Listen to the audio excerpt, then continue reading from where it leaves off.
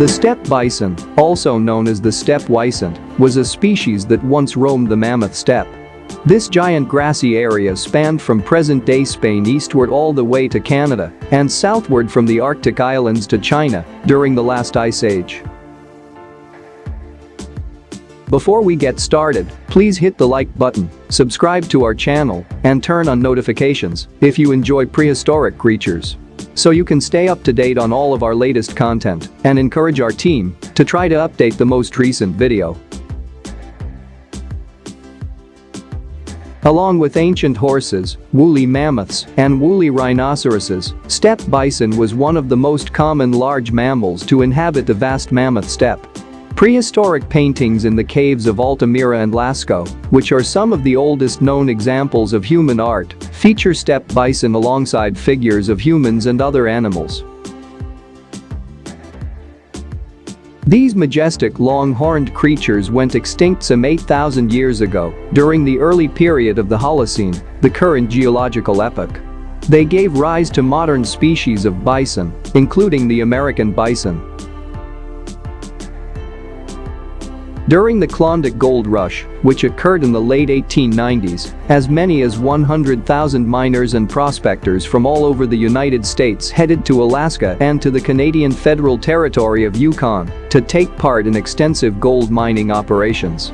At that time, many miners stumbled upon ancient fossils and incomplete remains of prehistoric mammals, but the paleontological value of such findings was usually overlooked. Most of the relics ended up discarded or taken home as souvenirs by the workers. However, in 1976, long after the gold rush had ended, the Rumans, a family of miners, discovered an incredibly preserved carcass of a male steppe bison embedded in ice near the city of Fairbanks, Alaska.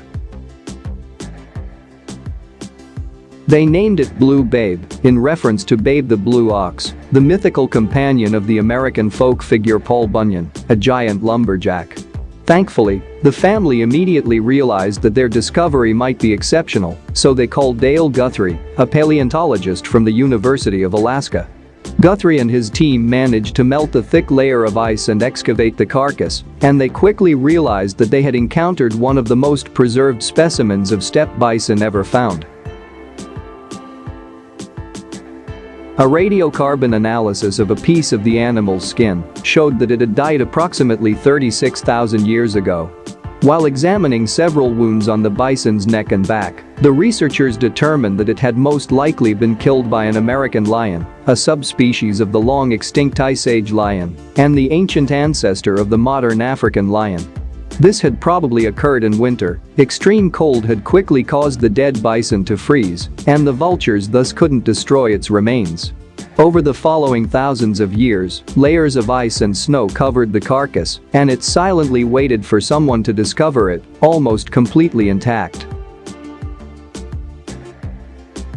Guthrie's research team put a lot of effort into preserving the dead bison in its initial state so that it could be permanently exhibited at the University of Alaska Museum.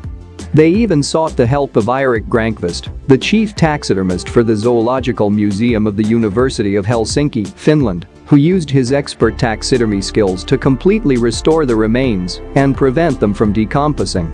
During the process, the team even managed to extract some of the animal's blood and bone marrow. By mid-1984, the specimen was ready to be exhibited. In order to celebrate their success, Guthrie and his team decided to do something rather unorthodox. They removed some meat from the bison's neck and used it to prepare a stew. According to Guthrie, the meat was tough and somewhat hard to chew, but also quite delicious, resembling ordinary beef. Also, since nobody experienced any nausea or digestive problems, the 36,000-year-old meat was evidently quite edible. Blue Babe can be seen displayed in the Gallery of Alaska at the University of Alaska Museum of the North.